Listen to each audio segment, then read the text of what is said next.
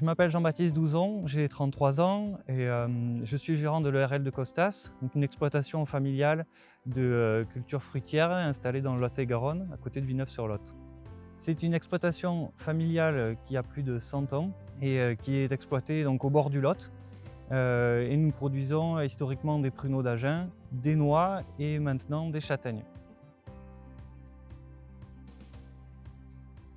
Il y a 3 ans, je me suis installé au sein de la société familiale et il me fallait trouver une solution pour diversifier nos cultures. Donc le choix de diversification vers la châtaigne, c'était déjà trouver une solution pour sortir de la crise liée à la surproduction de prunes, s'adapter au changement climatique.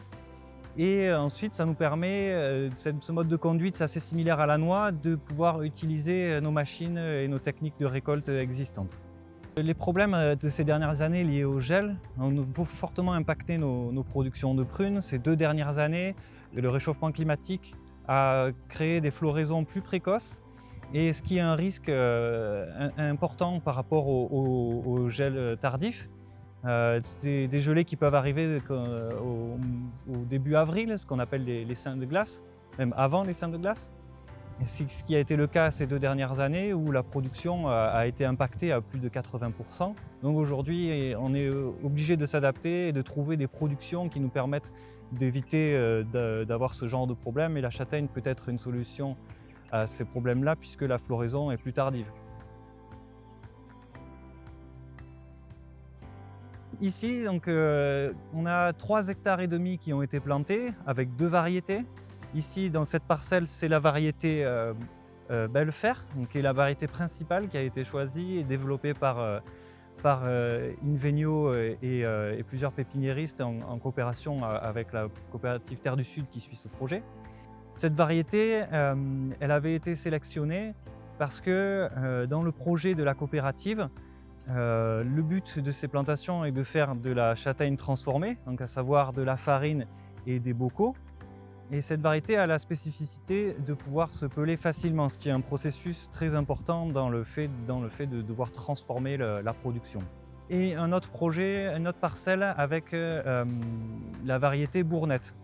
Et donc ça nous permet d'avoir 2 stades d'avancée différents, ce qui nous permet de pouvoir récolter en décalé et de faciliter ainsi les travaux de récolte.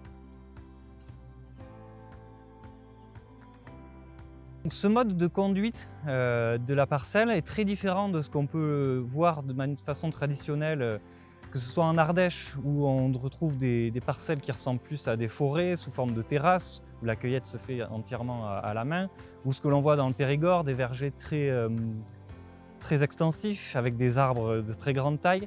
Ici, on a choisi de densifier beaucoup plus la plantation, ce qui nous permet d'avoir une mise à fruit beaucoup plus rapide et une production beaucoup plus importante, sachant que notre objectif final, c'est de produire en grande quantité pour pouvoir en transformer le maximum, plus que d'avoir des gros calibres comme ce qu'on rechercherait dans un verger de production de châtaignes fraîches. Jusqu'à présent, la majorité des châtaignes qui étaient destinées à la transformation étaient importées depuis le Chili. Donc c'est un enjeu très important pour pouvoir être indépendant et stopper toutes ces importations. Ce projet de plantation a bénéficié d'un financement via le label bas carbone, puisque les arbres, en plus de produire des fruits, vont pouvoir stocker du carbone en lieu et place des jachères qui étaient existantes jusqu'à présent.